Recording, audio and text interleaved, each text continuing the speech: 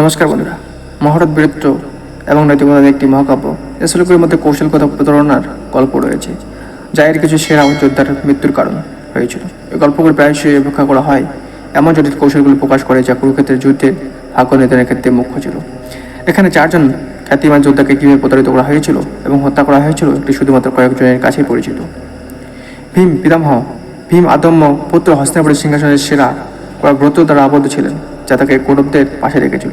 যুদ্ধে তারা পরাক্রম তাকে প্রায় অপরাজয় করে তুলেছিল এবং তাকে নামানোর জন্য পাণ্ডবদের একটি দ্রুত কৌশল প্রয়োজন ছিল।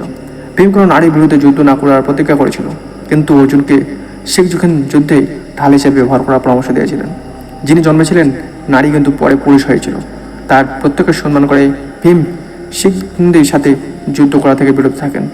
এর সুযোগ নিয়ে অর্জুনকে ভীমকে নির্লসভাবে আক্রমণ করে তীর চিহ্ন দিয়ে নামিয়ে আনেন। ভীমের পতন সরাসরি যুদ্ধের মাধ্যমে নয়, বরং তার নিজের নীতি এবং তার বিরোধী প্রতিকূলতার চতুর ব্যবহার মাধ্যমে এসেছিল।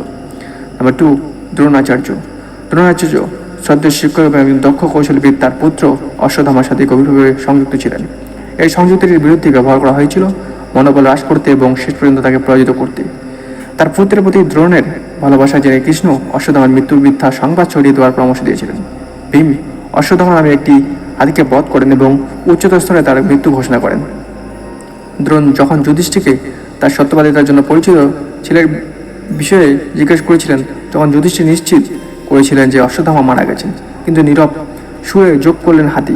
বিচলিত হয়ে দ্রোণ তার অস্ত্র রাখলেন এবং ধনুষযুদ্ধ তাকে হত্যা করার মুহূর্তটি দখল করলেন।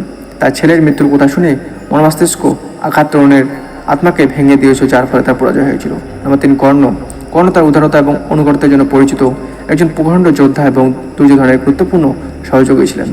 তার জীবন অভিশাপ দ্বারা ক্ষতিগ্রস্ত হয়েছিল, যা তার পতনে গুরুত্বপূর্ণ ভূমিকা পালন করেছিল।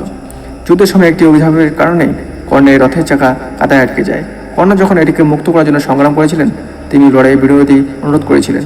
যাই হোক, কৃষ্ণ অর্জুনকে কর্ণকে আক্রমণ করার জন্য অনুরোধ করে দিয়েছিলেন। যখন তিনি দুর্বল ছিলেন, তাকে অভিমন্যুকে হত্যার সময় ভঙ্গ করার নিয়মের কথা মনে করে দিয়েছিলেন। অর্জুন অনিচ্ছা সত্ত্বেও কর্ণকে গুলি করে হত্যা করে। একটি জটিল মুহূর্তে কর্ণের দুর্বলতা শোষণ করে তার মৃত্যুর দিকে পরিচালিত করে। অভিশাপ এবং সময়ের কৌশলগত ব্যবহারকে হাইলাইট করে।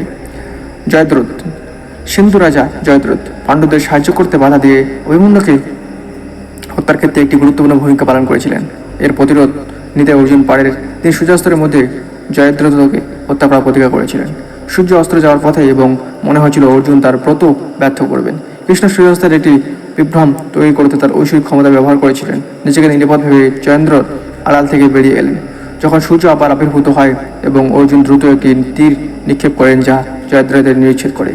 অস্তগামী সূর্যে মারা জয়দ্রথে নিজেকে উন্মোচিত করতে প্রতারিত হয়েছিল, যার ফলে তার সময়মতো মৃত্যু হয়েছিল। মহাভারতের কৌশলগত গভীরতা। ভীম, দ্রোণ, কর্ণ এবং জয়দ্রথের এই গল্পগুলি মহাভারতের গভীর কৌশলগত গভীরতা এবং নৈতিক জটিলতা প্রকাশ করে। প্রতারণা এবং মস্তিষ্ক কৌশল ব্যবহার বোঝায় যে মোকাবিলা কেবল শারীরিক দক্ষতা সম্পর্ক নয়, বরং কৌশল এবং আবেগ ভাগ্যে জড়িত।